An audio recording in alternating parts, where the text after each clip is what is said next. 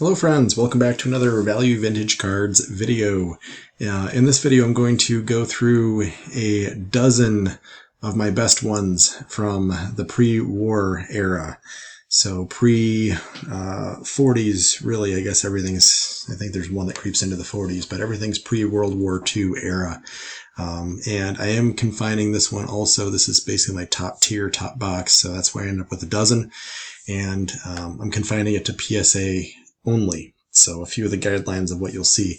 So has to be pre-war, has to be PSA graded, and has to be the best ones. And when I say best ones, I mean literally all 12 of these are graded as a 1. So keeping in that value vintage, if any of these were high grade, I would have to, again, trade the entire stack for one of them. And I definitely enjoy seeing all 12 of these. So I will begin by sharing with the oldest one. I believe it's the only one I have from this set. And I'm sure there's a lot of folks saying, who the heck is that? Never heard of him. And that is fine. His nickname is Order Jim. I will give you the skinny on why I thought he was interesting. He's a graduate of Yale Law School. He was known for being a big talker and highly educated, so he was known as Order Jim. He had the first base hit in the National League, and he played in 4 decades, and he's a Hall of Famer. So there's a really quick rundown as to why you need to go out and try to find the next Jim O'Rourke card that comes available. I want to say this one popped up on Facebook, and I went after it from the seller. But yeah, it actually has a pinhole. Getting close enough, you can see right above his head, there's just a little tiny dot. That is the least offensive thing in the world for a card this old. 1887 N284 gold coin series. So I will take that. If you don't know Jim O'Rourke, you can definitely get some interesting things from like the 50s and 70s that tell a little bit more about him too, and is obviously very, very affordable. So check him out. Get to know Jim O'Rourke. He's fun. Next, I'm going to go E's and T's and then into some other stuff, but I need, with most of my videos, you will see I try to be obsessively ordered.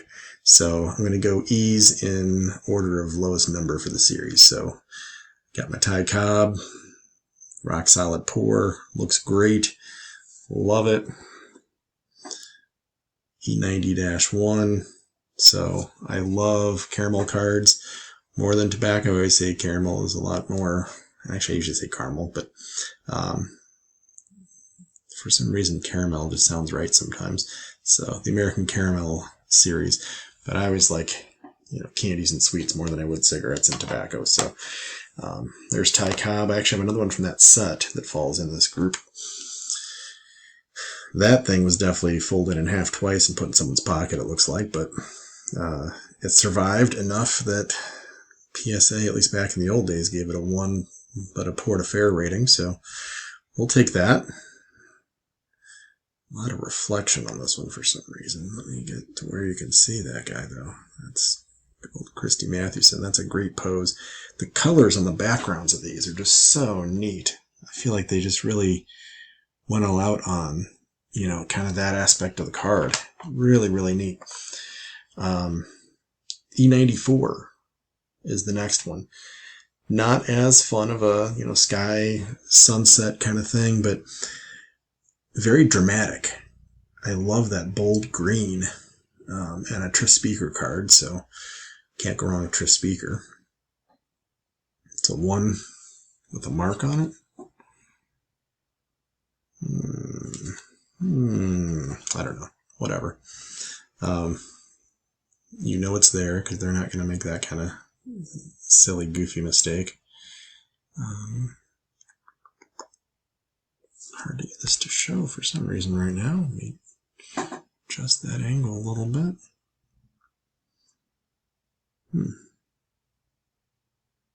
I don't know why that's so tough. Holy cow. There we go. Maybe that's better. But on the back of this, you get a listing of the players, which I feel like they tend to do that a lot back in that era. So it's kind of cool to see the set. I will never collect sets, but a lot of those are so small that half the list is Hall of Famers that you want to have. So that's E94. E95, same thing. Cool image, bold color. This one I've shown before as well. One of my favorite cards. That I feel like all these Cobbs just have the coolest images. Just super, super neat pictures. And then the back, you get the checklist again. So easy enough. Yeah, I could look at that 6-7 times. So anything Ty Cobb is going to be forever notable and collectible, because it's hard to look at any records in baseball and not see Ty Cobb's name everywhere. One of the interesting things is people forget that he really was a great slugger. It was just dead ball. You really just look at extra base hits, things like that. Like, he was amazing. He was actually a legitimate slugger. And he didn't really believe in, home runs being the be-all end-all. So you can always read those stories when he kind of showed Ruth he could hit home runs and did so in a game, just to kind of upstage and prove his point. But we'll get into the T's. T205. I don't know if I like that better than T206 or equal or slightly less. I'm not sure, but I like that card a lot. So, really good image. Walter Johnson. See if this side maybe is a little better angle. Maybe. Can definitely read. It's a solid 1. Definitely deserves a 1. T205s, I like them a ton more than T206 as a back reader, not back collector. T206 does have unique backs, so that's kind of fun. But, for most people, the back is where you want the damage. The back is where you're not going to ever display it. But these do have really, really neat write-ups. They actually give statistics for the last few seasons. So the T205 back is more contemporary feeling, kind of fun. I mean, they could have plopped that on the 70s and it'd be just as interesting. And when you compare it to T206, there's a Cy Young. Cy Young has portrait, glove, and then hand showing kind of variants. So these, I've not really gotten into the exotic backs because you end up paying high multiples for the backs. I wouldn't mind doing that, but I would probably do it for either much lower level stars or figure out, some of the commons even just have really cool images, especially like the catchers and some of the different poses they have them in, or different background colors. Hal Chase has a cool pink background. One of them holding a trophy. So there's some neat ones like that I could see maybe pay up for a back. But for a Cy Young, I don't want to have that card be 5 and 10x because of the back of it. So that's a more affordable Cy Young T206 card. T207, I have shown this one as well. This was a tough one to score. Another Tris Speaker. So can never go wrong with Tris Speaker. T207s, I feel like get overlooked a lot. That brown background is not necessarily the most engaging, exciting back, but when you see a few of them together and you start to really look at it, it starts to grow on you. And some of those images, just because it makes the image stand out so much more cleanly and purely, I don't mind it so much. The back of these two has a nice little write-up, Tristram Speaker. So, and then it goes into Tris Speaker and tells a little about his, recent seasons and play and whatnot. So, another good one. That wraps out the T's. And then I feel like we just take a jump in era. So you go into maybe the 11 and 12 series, and then I have nothing else of value, high value. Some that come close. But the next one really pops all the way to 33, which I believe this is either the first or second most expensive card I've ever bought. And I know I've shown this before. It's actually kind of in the background of my channel. This is definitely a feature card, even though, again, it's poor and not even not a high pour. But further back you go, if you know this card, you instantly know that's the Lou Gehrig. The back of mine has some damage, has some like scrapbook stains. It looks like somebody glued it to something. Corners are rough, but that thing in a 3 or 4 is way outside the scope of where I can be. So this is definitely a 4-figure card. It's a big one. It's definitely in the top couple in my collection. Absolutely love it. That would have been, dream card, grail card definition, whatever. I don't know if that would have been grail, but that was absolutely dream. That would have been a top few, like forever. That was one that every week or so I'd go into eBay and check all the auctions. Lou Gehrig, DeLong, no, and finally you see it. It's in auction. It's a 1. It's rough enough you might be able to rub enough nickels together and make it happen. So I'm extremely thrilled and fortunate and appreciative to be able to have done that card. So that's a big deal. Next one, I want to say I scored this thing more than a decade ago for sure. Maybe 15 years ago. So I'm honestly surprised it was graded, but it's a 1 serial number. Picture 34, Goudey, Hank Greenberg. So solid 1 there. And again, I always say this with the 34s, other than those few that are the Chuck Klein says, I always feel like you're doubling down because you have Lou Gehrig's face and a little Lou Gehrig says writing with his signature there. Like, that's just super awesome. You get to double dip. You get Hank Greenberg's, quote unquote rookie card. I don't know. It's his mainstream rookie at least. And then you get the little Lou Gehrig there. So definitely appreciate having that one in the collection. Hank Greenberg, another one that just amazing story between military service and discrimination and just being an amazing slugger.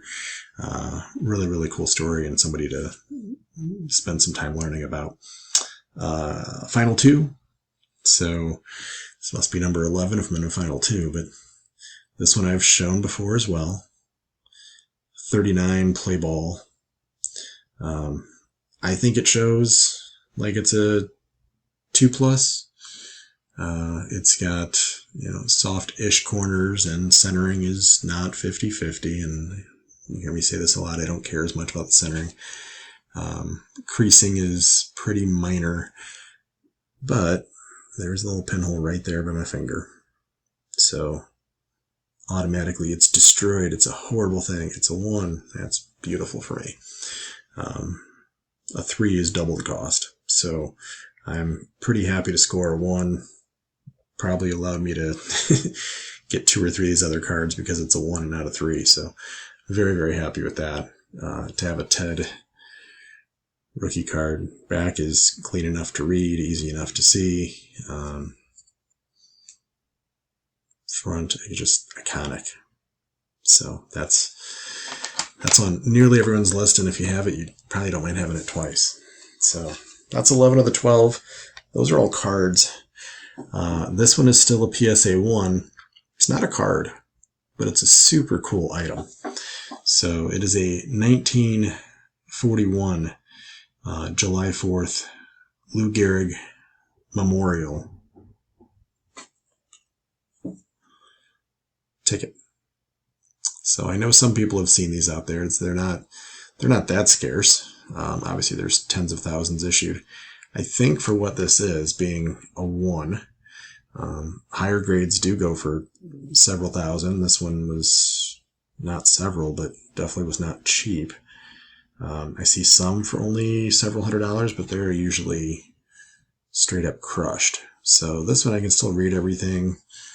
It's dirty, it's creased, it's stained. But one of the cool things, it's not like other tickets. You get the image of Lou Gehrig on there. So kind of a nice entry-level way to get into a Lou Gehrig item. Still pre-war era. It's from 4th of July, 1941. So I think it's cool. I think it's a really, really neat item. And I count it as a card in my collection because it's in a PSA slab, and it's the right size, and it's got the image. And so what the heck, I just put it in with the rest of my cards. So just something different, something unique, and fun, and gives me an even dozen. So that is a dozen pre-war of my best ones, all graded by PSA. So it's a fun spin on things, and helps emphasize the value vintage, and how I can, hopefully build a cool collection without having to worry about, a couple creases here and there, or the occasional pinhole, because it makes the collection possible. So hopefully that's fun. I will continue doing things like this to share some of the high-end stuff, and then some of the quirky offbeat stuff as well, and keep having fun. So anything you'd like to share, I appreciate it in the comments, and I will see you next time. Have a good one, everybody.